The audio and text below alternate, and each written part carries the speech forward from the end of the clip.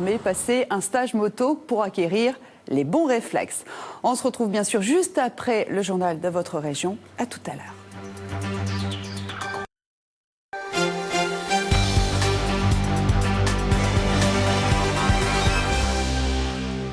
Bonsoir et bienvenue sur France 3 Pays Catalan. Dans votre édition ce soir, beaucoup de sport avec du rugby, du kitesurf et du ski alpin cette saison. Mais l'actualité du jour, c'est ici, à la Chambre de commerce et d'industrie des Pyrénées-Orientales, où en ce moment même se déroule le dépouillement du vote pour élire un nouveau président. Et je vous rappelle que pour la première fois, deux listes étaient présentes. Alain Sabatier, Valérie Banabera.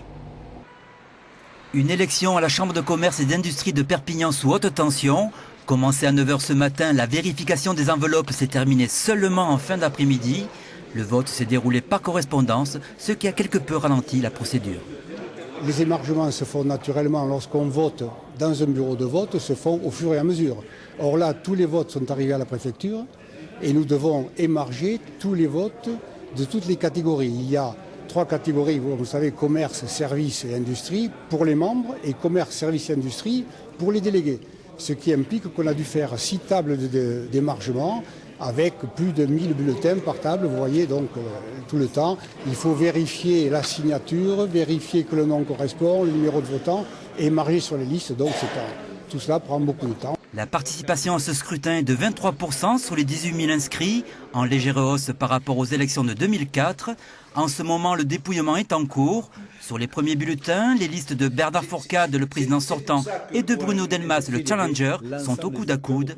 Résultat définitif dans notre édition de demain. À présent, le reste de votre actualité, en bref et en images. Après la découverte de 2 cadavres le 25 novembre dernier près de Millas, les gendarmes de la section de recherche de Montpellier et le juge d'instruction chargé de l'affaire à Perpignan envisagent de lancer un appel à témoins international pour tenter d'identifier les 2 victimes. L'examen ADN a déjà permis de déterminer qu'il s'agissait d'un père et de son fils, tous 2 exécutés d'une balle dans la tête. Mais pour l'instant, leur profil génétique et leurs empreintes digitales n'ont pas permis de connaître leur identité en Europe. Les enquêteurs s'apprêtent donc à diffuser les portraits des 2 hommes réalisés sur ordinateur à partir de photos prises sur les 2 cadavres. Une société de serrés, EcoCup, vient d'être récompensée par l'attribution du prix Alfred Sauvy et d'un chèque de 10 000 € qui est remis chaque année à une entreprise innovante et dynamique du département. EcoCup a créé un produit labellisé développement durable. Il s'agit de remplacer lors d'événements sportifs, par exemple, l'utilisation de gobelets jetables par des récipients réutilisables, moyennant une caution d'1 €. Le congrès national de l'UMP s'est réuni hier à Paris sous la houlette de son nouveau président Jean-François Copé. De nouveaux secrétaires nationaux ont été nommés au cours de ce congrès par Jean-François Copé, dont le député maire de Poyestre, Daniel Mac. Le chef de l'UMP était allé le soutenir lors de sa rentrée parlementaire à Poyestre. L'USAP n'a pas dit son dernier mot. Preuve en est sa victoire samedi à domicile face à Leicester, 24-19. L'avenir sourit donc à nouveau pour l'équipe catalane, avec en perspective peut-être le retour du fameux Dan Carter. Marc Tamon, Olivier Montariol. Là, c'est cette image-là que nous aimons, c'est cette image-là qui nous fait vibrer, quoi. Et c'est vraiment la victoire, je pense, d'un groupe du cœur. Et aujourd'hui, on s'est dit, on fait fi de tout ce qu'on dit à côté, on fait notre match et on fera le bilan à la fin. On donne tout. Non, l'USAP n'est pas fini, c'est ce que semblaient dire les joueurs à leurs supporters après avoir fait mettre un genou à terre à Leicester. Sur le terrain, comme dans les vestiaires, les leaders sont passés devant, rappelant les fondamentaux, une grosse force de caractère, notamment en mêlée, un engagement total et une défense enfin reconstituée. Au nouveau départ, oui et non. Je veux dire, pour nous, il n'y a jamais eu d'arrêt. On a eu un mauvais passage. Voilà, faut faire le dos rond. Il ne faut pas qu'on lâche dans nos intentions, dans nos façons d'aborder le rugby comme le staff veut nous le faire pratiquer. Il faut qu'on soit encore plus bosseur et il faut qu'on croie encore plus en nos capacités. Et je pense qu'on ira de plus en plus vers des prestations comme celle d'aujourd'hui.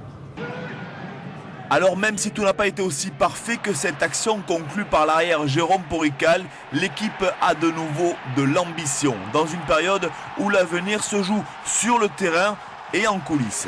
Désiré ardemment par l'équipe d'Italie pour la saison prochaine, Jacques Brunel devrait bientôt se prononcer mais ne sera pas retenu contre son gré. Enfin, Paul Gauze a bien rencontré Dan Carter de passage en France. Au club catalan maintenant de trouver les moyens de s'offrir le meilleur joueur du monde. L'estimation qui circule, c'est un contrat de 2 ans et demi qui vaut autour de 3 millions d'euros.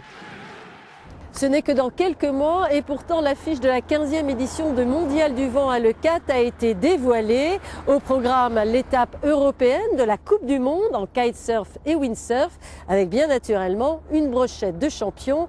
Le reportage de Jérôme Gossin et Cédric Météron. Plage de la Franquie à Leucate, un des spots les plus vantés en Europe.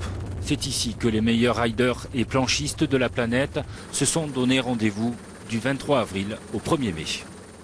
Voilà, c'est un rendez-vous, les meilleurs de la planète s'y retrouvent, que ce soit en windsurf ou en kitesurf. C'est vrai que c'est le moment opportun, c'est les vacances de Pâques, c'est les premiers beaux jours, c'est là où tout le monde a quitté la neige et a envie de remettre les pieds sur l'eau et de naviguer.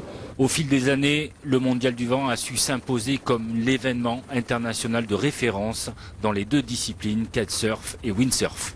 Du coup, pour la 15e édition, Leucate accueillera l'unique étape française et même européenne de Coupe du Monde de freestyle en kitesurf avec les meilleurs spécialistes mondiaux. Autre temps fort, l'affrontement entre kitesurfers et windsurfers. Et cet Orange Speed Crossing va regrouper les 30 meilleurs kiteurs en vitesse et les 30 meilleurs planchistes en vitesse sur un parcours de 500 mètres. Ça va se passer au bord de la plage avec un tableau d'affichage au bord de la plage. Donc là, le public va vraiment se régaler. Ça va être des runs spectaculaires dans le vent fort. On espère tous que la tramontane sera au rendez-vous, mais la plupart du temps, on est toujours satisfait. Et là, Rob Douglas, donc détenteur du record du monde de vitesse. Alex Kayser qui était le premier homme à passer les 100 km/h, Antoine Albo, les frères Moussilmani, David Garel, les meilleurs Français en speed. La nouvelle championne du monde de vitesse avec plus de 93 km/h, Charlotte Consorti, sera bien sûr la rideuse à battre à la Franquie. C'est la plus petite station des neiges catalanes avec 4 pistes seulement pour une capacité d'accueil de 500 personnes alors que les stations avoisinantes peuvent recevoir jusqu'à 10 000 skieurs par jour. La Quillanne fêtera ses 40 ans d'existence en janvier prochain. Voyez le reportage de Laura Lorgali et Olivier Montariol. C'est l'histoire d'une station de ski familiale au vrai sens du terme. Coincée entre 2 géants des Pyrénées-Orientales, Font-Romeu et les Angles, la Quillanne se développe au rythme de la famille Balaguer depuis 4 décennies. Dans cette famille, il y a Laurent et Ginette, à l'origine du projet, Jean-Claude et Emmanuel qui font aujourd'hui tourner l'affaire et Laurent Junior la relève. L'histoire, elle, commence en 1970, quand Laurent Senior décide d'implanter un premier téléski dans un champ au col de la Quillanne. J'étais bûcheron, donc l'hiver, la neige pour un bûcheron, ça l'empêche de travailler. J'étais donc obligé d'être nomade et de ce fait, je perdais un peu le contact avec la famille. Donc la neige étant un inconvénient, on m'a conseillé d'en faire un avantage donc en mettant en place un téléski, donc le début de la station. Dès la première saison, le téléski est amorti, l'aventure peut continuer. Depuis 20 ans, c'est Jean-Claude, le fils, qui a pris le relais. C'est à lui que la station doit ses canons à neige qui garantissent un enneigement quasi permanent, une question de survie quand on n'a que 4 pistes. Mais Jean-Claude a plus d'1 tour dans son sac pour faire vivre sa station. On a développé aussi certaines activités type compétition. Et il y a beaucoup de gamins comme aujourd'hui qui viennent s'entraîner. Donc ça donne un renouveau, une jeunesse à la station. Pour le salon, c'est nickel. On vient en semaine, le soir.